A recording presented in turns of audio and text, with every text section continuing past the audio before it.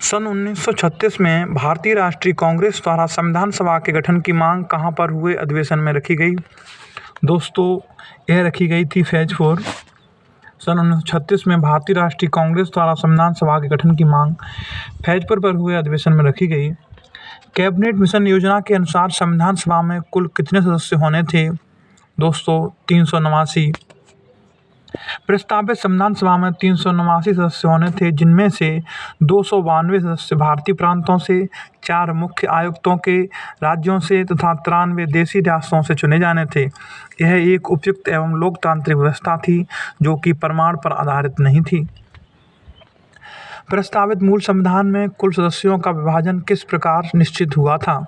दोस्तों, ब्रिटिश प्रांतों के 292 प्रतिनिधि इसमें रहे, देशी रियासतों के 93 प्रतिनिधि और मुख्य कमिश्नरी क्षेत्र के 4 प्रतिनिधि। इसका मतलब तीनों ही सही हैं।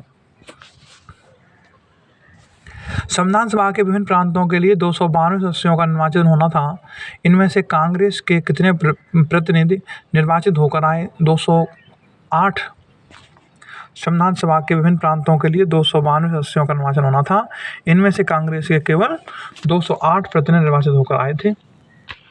पुनर्गठन के फलस्वरूप वर्ष 1947 में संविधान सभा के सदस्यों की संख्या कितनी रह गई दोस्तों? तो 299 रह गई थी। देश विभाजन के बाद संविधान सभा का पुनर्गठन 31 अक्टूबर 1947 को किया गया और 31 दिसंबर 1947 ईस्वी को संविधान सभा के सदस्यों की कुल संख्या 299 थी, जिसमें प्रांतीय सदस्यों की संख्या एवं देशी रियासतों के सदस्यों की संख्या 70 थी। संविधान सभा में देशी रियासतों के लिए कितने प्रतिनिधि थे दोस्तों? तो यह थे 70। पुनर्गठित संविधान सभा में विभिन्न प्रांतों के कितने प्रतिनिधि थे दोस्तों? 229 थे। कैबिनेट मिशन योजना के अंतर्गत संविधान निर्मात्री परिषद में प्रत्येक प्रांत की आवंटित सदस्य संख्या निर्धारित करने के लिए एक प्रतिनिधि कितनी जनसंख्या के अनुपात में था? दोस्तों, 10 लाख व्यक्ति। कैबिनेट मिशन 24 मार्च 1946 ईस्वी को दिल्ली पहुंचा। इसके शिष्टमंडल में कुल 3 सदस्य थे: भारत सचिव पैथी लॉरेंस, व्यापार बोर्ड के अध्यक्ष स्टेफोर्ड क्रिप्स और नौसेना के प्रमुख एवी अलेक्जेंडर। 16 मई 1946 ईस्वी को कैबिनेट मिशन ने अपनी रिपोर्ट प्रस्तुत की। संविधान सभा के गठन के संबंध में मिशन ने वयस्क मताधिकार पर आधारित निर्वाचन से इनकार कर दिया, क्योंकि इसमें अत्यंत विलंब होगा। यह व्यवस्था की गई कि संविधान निर्मात्री सभा का गठन अप्रत्यक्ष निर्वाचन द्वारा किया जाना चाहिए। इस उद्देश्य से प्रत्येक प्रांत को उसकी जनसंख्या के अनुपात में कुछ स्थान आवंटित किया जाना चाहिए, जो कि सामान्यतः 10 लाख की जनसंख्या पर 1 हो।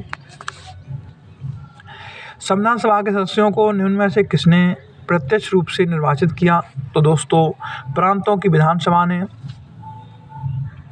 संविधान सभा में किस प्रांत का प्रतिनिधित्व सबसे अधिक था? दोस्तों, यह था संयुक्त प्रांत का।